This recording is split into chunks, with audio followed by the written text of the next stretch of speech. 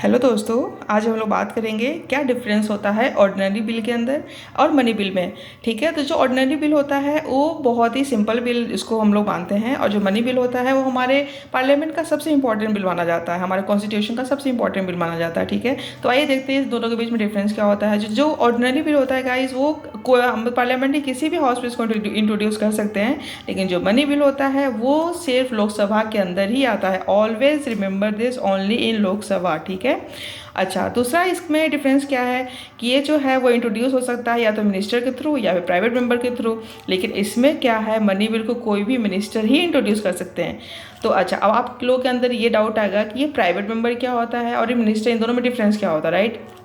See guys, ministers वो होते हैं जिनके पास इंपॉर्टेंट पोर्टफोलियोज होते हैं। ठीक है, और जो प्राइवेट मेंबर्स होते हैं वो नॉर्मल, मतलब वो भी एमएलएस होते हैं, वो भी एमपीज होते हैं, या फिर अपोजिशन के कोई वो मेंबर ऑफ पार्लियामेंट हो सकते हैं, मेंबर ऑफ स्टेट लेजिस्लेचर हो सकते हैं, लेकिन उनके पास कोई ऐसा उनको कोई मंत्रालय नहीं मिलता है, कोई उनको ऐसा पोर्टफोलियो नहीं होता, तो वो सब प्राइवेट मेंबर के अंदर वो सब आ जाते हैं। ठीक है, तो यहाँ पे क्या है कि ये मिनिस्टर भी दे सकता है इसको, प्राइवेट मेंबर भी दे सकते हैं ऑर्डिनरी बिल को, लेकिन यहाँ पे सिर्फ और सिर्फ मिनिस्टर ही इनको इंट्रोड्यूस कर सकता है, राइट।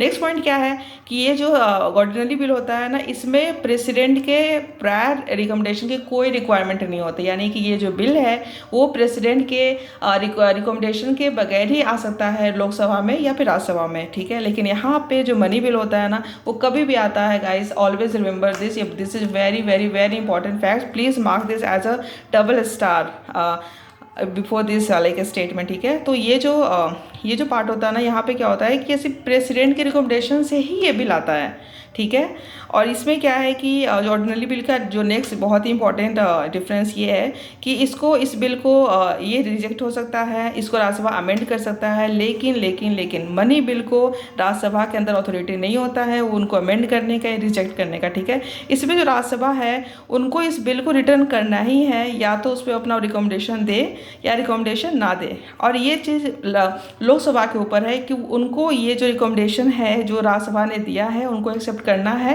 या रिजेक्ट करना है। ये सब लोकसभा के ऊपर होता है, यानी कि लोकसभा बिल्कुल भी बॉन्ड नहीं होता है कि राज्यसभा ने क्या कहा है और उन्होंने रिकमेंडेशन दिया है, उनको रिजेक्ट करना है या फिर उनको एक्सेप्ट करना है। ये ये सारा के सारा पावर किस पे डिपेंड होता है, लोकसभा के ऊपर डिपेंड होता है। तो गाइस, आज हम लोगों ने करीबन 4 यहाँ पे इंपॉर्टेंट डिफरेंस हम लोगों ने यहाँ पर बात करी है।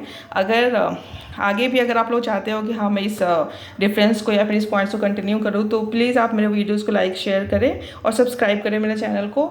और कल मैं यहाँ से जो नेक्स्ट टॉपिक है, यहाँ का जो नेक्स्ट और भी जो रेस्ट ऑफ दी जितने भी डिफरेंसेस बचे हैं उन सबको मैं कल कंटिन्यू करूँगी। तो thank you so much guys for watching this.